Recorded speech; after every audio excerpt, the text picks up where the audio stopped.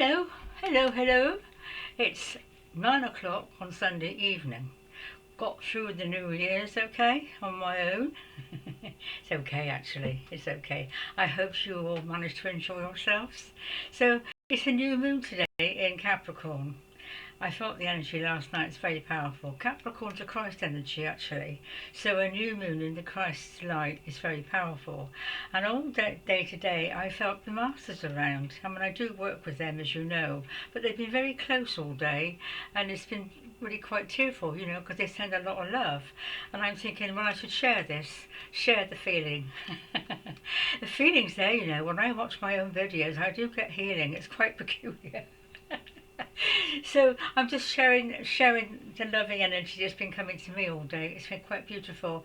I had a kind of very close encounter, if you like, because I was sort of saying I felt a bit miserable and down, and all the things I say, and I just suddenly felt their presence, and I thought, gosh, they actually hear what I think.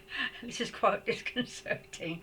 I know they hear what I say, but to hear what I think, and it was the whole energy of this loving energy that sort of came, and I thought, gosh, they do care, and I think they care more than we realise. Actually, it's not like well, it is a personal love, but it's also it's an energy, isn't it? The master plane itself is very powerful, very loving, and we're all aiming for that, I guess, with the ascension.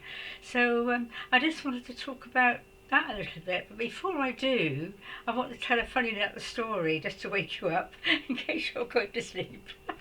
I went for a lie down this afternoon, and I had these earrings in. Now these are silver, and they've got the Buddhist prayer wheels. They're made in Tibet actually, and I love them. I really love them. I've had them a couple of years, and I took one out, put it under the pillow, and I know I was holding it. Then of course I woke up sometime later and it had gone. And I've been through everything. I've changed the sheets, I pulled the bed out. It's just gone, and I'm really upset because I can't replace them. I really can't replace them, and they're my favourites. I haven't got a lot of earrings actually, especially silver. I've only got this pair really. Oh, and this one. And I'm very upset. And I thought, well, what do? I called on my spirit friend and said, perhaps you could find it.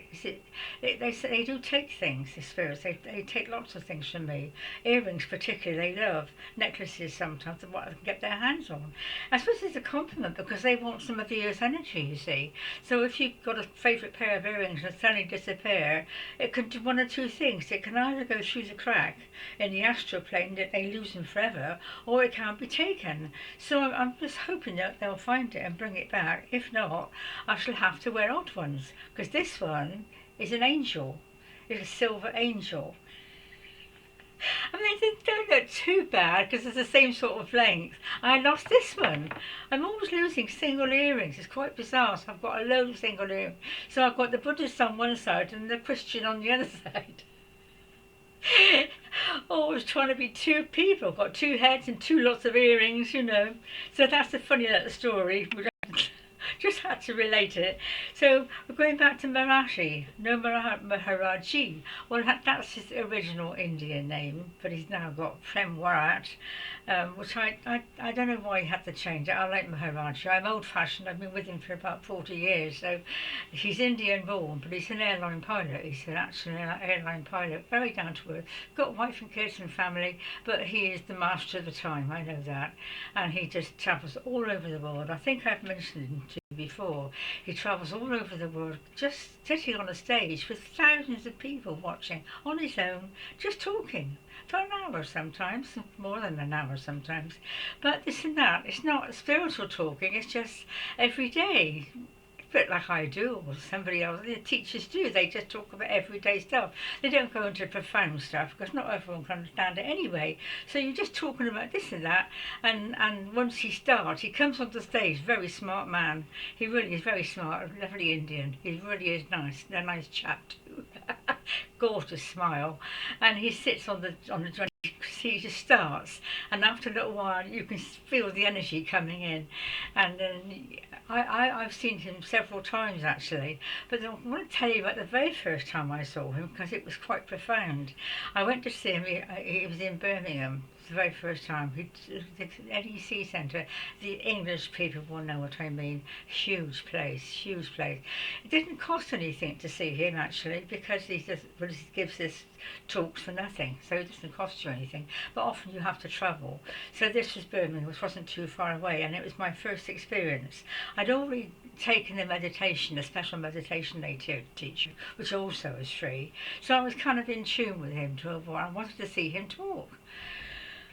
Well, I went with some friends, fortunately, and the place was packed.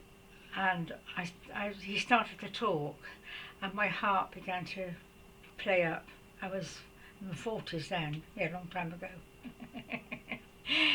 Began to play up, and I was quite worried. I mean, it was beating very strangely, and I think it went on for about 10 minutes, and suddenly he stopped. He stopped talking, and he finished his talk, and he usually talks for an hour, and there were people there that come from all over the world, all over the world to hear him speak, and he stopped. And I know it was for me, and he would have done the same for anybody. That's the love of a master. For all the millions and thousands of people, if one is in distress, he will pick up on it, and he will know, and he will take care. Such care, you can't believe that kind of care, can you? But I know it was for me, because I couldn't cope and I wasn't able to get out of the auditorium. So I was sitting there, you know, and he sensed that. I find that incredible, to be honest. And then we had a little procession. I think I've mentioned this to you before. The little procession walking past him. Yeah, I think, what do they call it now? Satsang. No, satsang, talking and sharing thoughts.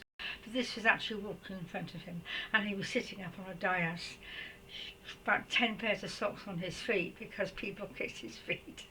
It was the last time he did that. And as I got level to him, he looks at me, and I can see his eyes now, brown, deep, I mean, cosmic. I was going to look at the time a minute, darling. I wondered if the video's playing up all right. Oh, it's just going. Sometimes it stops. And I felt very faint. The power that came from that look was incredible. He knew me. He knew me. And I knew him. And it was just, the friend I went with, she never looks at me, she said. I don't think it was that. It was just the fact that I do work for them, and I'm obviously part of the gang. And it was just beautiful. So that was my first experience with him, and I have had lovely other experiences too. And one was quite sort of recently, well, a couple of years ago actually, when I've been here. I've been here 7 years in February, 7 years in Tibet. The film, not good 7 years. 7 years of isolation. I won't go into that. So when I was going through my difficult times of, you know, progressing and all the stuff we go through, I know I was either a dream or when it was, but I knew I was heading for the blackness, and it was black. I was just going towards, and suddenly this beam of light came in from this side. I knew it was him. Beam shone into this darkness. Wow. And then another master came in from that side and joined in. So there were two of them, like spotlights, searchlights. I mean, they were so powerful. And I think he rescued me from actually going into this abyss, whatever it was. Past life, I don't know. But he rescued me. And I shall never forget that. I mean, everybody should have a master, actually. I mean, there are lots of different masters, but I think we need one special one that takes care of us once we get to sort of a stage of really needing the help, because I couldn't have dealt with that, no way. And then I had another beautiful experience with Joshua. He's another friend of mine. I spent time with him in Jerusalem, so I know him very well, and he's been wonderful, and he is delightful, as you know. So again, he rescued me when I was going into my ascension business or whatever. I don't know where I am, to be honest. I keep saying to them, can't you tell me where I am? We all have different initiations, and I think they should tell me. I'd like to know. Anyway, he came along, and I have to describe it, because it was like a pillar of light. He was the pillar of light, and he took me in deeper and deeper and deeper. And I said to him, I feel afraid. but it was just light, so I knew that I was in the light, but it was quite a journey. So I think he was taking me probably into my centre, I don't know. So there's all these different masters have different skills, it seems to me. There's one called Wazi, he's got the Ekankar place in America, I think it is. They all have names, and there's Dwalkul, who's a friend of Kuthumi. Oh, I was going to do that affirmation. I wonder if I should do that. I perhaps will if I can remember it. So all these different beings, they're all masters, and they all have their own skills, and they're all so full of love. They really are, and they take us forward. They really do. So where did I put? I'm not sure. I suddenly thought. Well, let's do that affirmation. It's a very powerful. I think I can remember it.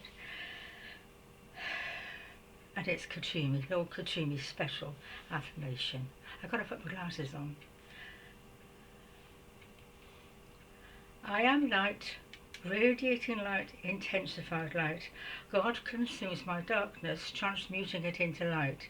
This day I am a focus of the central sun. Flowing through me is a crystal river, a living fountain of light that can never be qualified by human thought and feeling. I am an outpost of the divine. Such darkness that has used me up is swallowed up by the mighty river of light that I am. I am light. I live in light. I am light's fullest dimension, purest intention. Light, light, light, flooding the world everywhere I move, blessing, strengthening and conveying the purpose of the kingdom of heaven.